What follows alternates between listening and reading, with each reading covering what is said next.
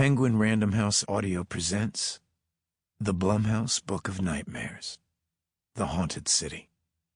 Presented by Jason Blum. Read by a full cast. Preface. There's an old saying in Hollywood, those who can't write or direct, produce. Hence, producer Jason Blum. I knew at an early age that I wanted to work in the movie business, but writing and directing are not my thing. So I learned how to support writers and directors by building the right environment in which they can thrive. That is what we tried to do at Blumhouse in film, television, and now books. Whenever I'm meeting with a new filmmaker, I always say the same thing. I can't promise you a hit movie, but I can promise you that it will be your movie. At Blumhouse, we call it relinquishing creative control. To ensure directors get that freedom, we keep the budgets low. Sometimes those compromises can be frustrating, but oftentimes they inspire ingenuity and creativity, as when James Wan created a ghoul merely by putting a gas mask on a puppet in Insidious, or when Scott Derrickson had a ghost in a paused video turn his head ever so slightly in Sinister, or when Oren Peli attached a harness to Katie Featherston and yanked her out of bed in Paranormal Activity. In Hollywood, people who make horror movies are outsiders. We operate, to a large degree, outside the traditional system. As a result, an incredible community has grown, filled with some of the most talented storytellers around. We all know one another and we all help one another out. We want one another to succeed simply for the love of all things scary.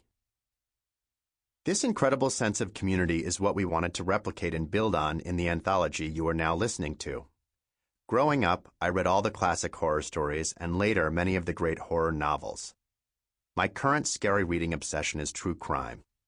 So it was a thrill to fulfill a long-time dream and invite some of today's most powerful storytellers to contribute to the Blumhouse Book of Nightmares, The Haunted City. They were given only two guidelines. Let it take place in a city and enjoy no other creative constraints whatsoever. When I first started approaching the creators, I joked that this is the first project I've done where they didn't have to worry about going over budget. They could write as big or as small as they liked, and that is what they did. I hope you enjoy their work as much as I have, but you just might want to avoid doing that at bedtime.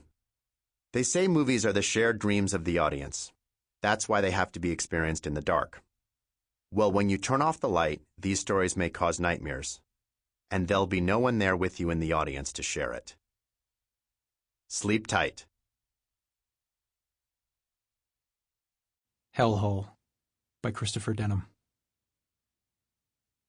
$1.3 million for a one-bedroom? Sam and Martha Rathbone stood still in the vacant apartment, as if any sudden movement would further reduce the square footage. That's just the asking price, the broker said. 2 bids came in at 1.8. Cash. It's one bedroom, Sam said, and there are 3 of us, 3 people. Technically 2 people, the broker said. 1 child. Technically the child is a person. A small person. Martha said, I think our son needs his own room. Sam checked the stairwell where their 6-year-old son Max was coloring in his coloring book. Max made a funny face at his dad. Sam made the face back. It was their face. Everybody wants to be in Brooklyn, said the broker. At your price point, Williamsburg is out of the question. Williamsburg is for Alexander Wang models. Greenpoint is for trust funders, Carroll Gardens is colonized by shortlisted novelists, and Bushwick has been bought up by boys and bands. At your price point, you're going to have to go off the grid. Can you please stop saying price point? Sam turned to his wife. Maybe we should just stay in Manhattan. Keep renting. Renting is just throwing our money away, Martha told him. It's time to leave the Lower East Side. It's time to buy before the interest rates balloon. Everybody's buying. How can anybody afford this? The broker broke up the domestic disturbance. Brooklyn does go beyond the first 3 stops on the L train. Do you want to be followers, or do you want to be pioneers? Stake your claim in terra incognita. This isn't just real estate, folks. This is manifest destiny. It's our destiny to raise our son in a studio, said Sam. You've shown us 10 places, and every place is totally undersized and totally overpriced. Well, said the broker, I do have one more place to show you. They shared a cab from Williamsburg. Sam, Martha, and Max in the back seat and the broker up front. Looking out the window, Sam watched the pageant of epicene hipsters in genitally challenging pants drinking 40s up and down Bedford Avenue. Sam and Martha used to spend more time in Brooklyn, back when they used to get tattoos, back when Sam used to have gallery shows and drink his weight, 160 pounds, in foam Budweisers at Rosemary's Tavern. The drinking days were done. The days of skateboarding across the BQE with 7 cans of Molotov and spray painting rubyliths across the viaduct, pretending to be some gutter punk Basquiat, pretending he didn't have a BFA in painting from RISD. Sam didn't do street art, not anymore. He repaired furniture. He refurbished divans. Hell, they had bills to pay. They had a child. And they were about to have a mortgage. "Dad?" Max asked. "Where's that flag from?" Max pointed at the faded blue, yellow, and red flag decal adhered to the taxi's plexiglass partition. Sam said, "I don't know, Mad Max. I sucked at flags in school." Martha said, "Honey, why don't you ask the driver?" The taxi driver had a cleft palate scar on his upper lip and was listening to very loud, very foreign music. The music, Sam thought, sounded weirdly pastoral. Incessant tambourine. Russian? Belarusian? Gypsy music. Max asked for Martha's cell phone and Googled national flags and found on Wikipedia the corresponding ensign that matched the peeling decal. "Romania," said Max. "The driver is from Romania." Max opened Google Translate. It was his favorite app, and he would spend hours translating random languages. Sam and Martha thought it was a better heuristic hobby than all those books about boy witches. Max typed in a few words, and an automaton voice translated into Romanian. "Numele mue este, Max." "Sunt vechi 10 ani." "My name is Max. I'm 6 years old." The driver spewed out a spate of foreign declamations and fist-bumped Max. "Bayut bun! Bayut bun!" From the front seat, the broker turned and said, "Welcome to your new neighborhood."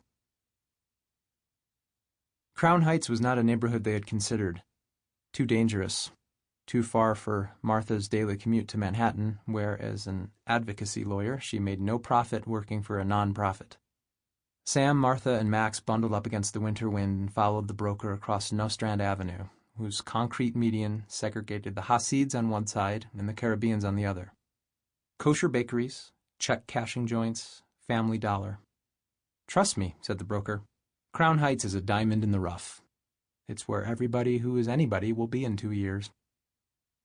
Just off Franklin Avenue, they passed a sketchy, windowless bar or social club from which a man in a tracksuit emerged and mumbled Eastern Bloc obscenities about Martha's ass.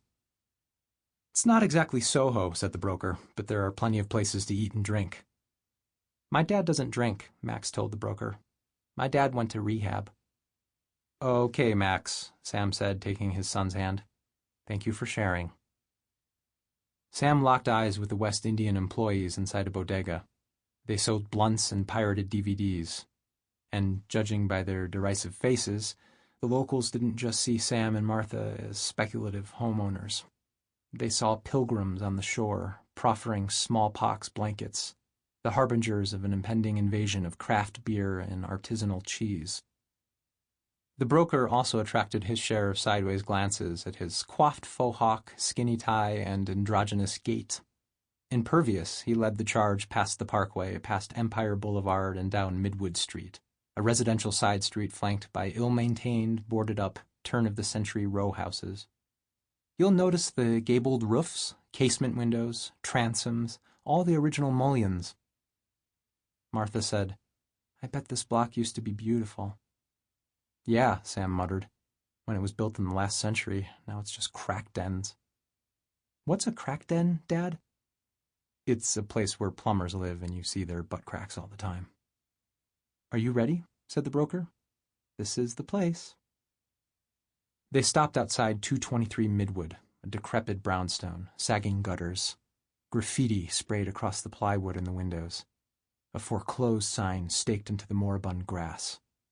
Martha said, "It looks like it's seen better days." It looks like a monster, Mom.